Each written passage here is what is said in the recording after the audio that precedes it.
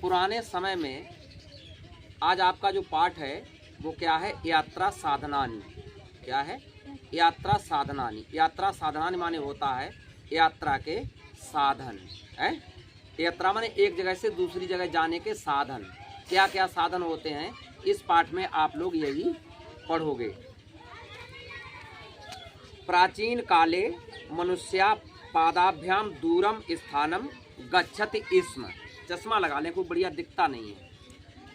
प्राचीन काले माने पुराने समय में है। पुराने समय में मनुष्या माने लोग, पादाभ्याम माने पैदल, दूरम माने दूर, स्थानम माने स्थान को, गच्छति माने जाते थे। प्राचीन काल में यानी पुराने समय में लोग पैदल चलकर दूर तक एक स्थान से दूसरे स्थान तक जाते थे। एन तस्य पदौ श्राम्यतः स्म। इससे उनके पैरों में श्राम्यता माने थकान आ जाती है, हार जाते थे पैदल चलते चलते। अनेन प्रकारेण सह कष्टम अनुभवती। वह अनेक प्रकार का कष्ट अनुभव करते थे। भाई पैदल चल के दूर तक जाना पड़े तो हार तो जाएगा, थक जाएगा आदमी। जाओ बैठो जाके, तुम्हें कोई नहीं मारेगा, हम देखेंगे अभी आगे देखेंगे। जनः प्राचीन काले रथः शकटः अश्वः गर्दभः गजः उष्टः च दूराणि स्थानानि गच्छन्ति स्म। लोग प्राचीन काले माने पुराने समय में, रथः माने रथ से। रथ कैसा होता था देखा आप लोगों ने? नहीं देखा होगा। रथ में क्या मचते थे? बधिया, घोड़े, रब्बा। एक पहले रब्बा हुआ करता था पुराने समय में, उसमें बैल मचाए जाते थे। एक लहड़ू हुआ करता था, उसमें बैल मचाए जाते थे। तो रथ में घोड़े मचाए जाते थे, रथ से जाते थे लोग। शकट से जाते थे, शकट जैसे लाड़ू कहते हैं इसको।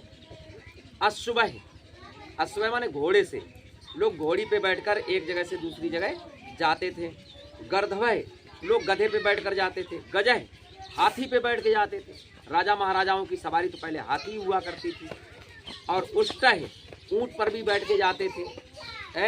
एक स्थान से दूसरे स्थान पर दूर तक लोग बैठकर जाते थे। तस्मिन् काले मनुष्या नौका भी नदी आपि तरंती स्म। उसी समय यानी उसी पुराने समय में मनुष्य लोग नौका भी नदी यानी नाव के माध्यम से नदी को पार करते थे। तरंती माने पार करते थे नाव के माध्यम से। हम लोग गंगा जी पे जाते हैं, उतरते हैं नाव से, बोट से। परंतु अस्मिन् समये यात्रायाः नवीनानि साधनानि सन्ति। परंतु इस समय, अस्मिन् समय माने इस समय में यात्रा के नए नए साधन हैं। इस समय यात्रा के नए नए साधन हैं।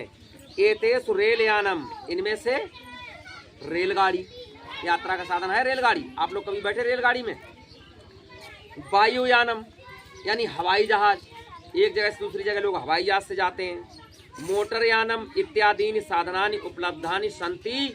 और मोटर गाड़ियां आदि जैसे मोटरसाइकिल, बुलेरो, बस, छोटा हाथी, तमाम ऐसी मोटर से चलने वाली यानी इंजन से चलने वाली तमाम साधन आज उपलब्ध हैं। एते जना शीघ्रात शीघ्रम दूराणि स्थानानि गच्छन्ति।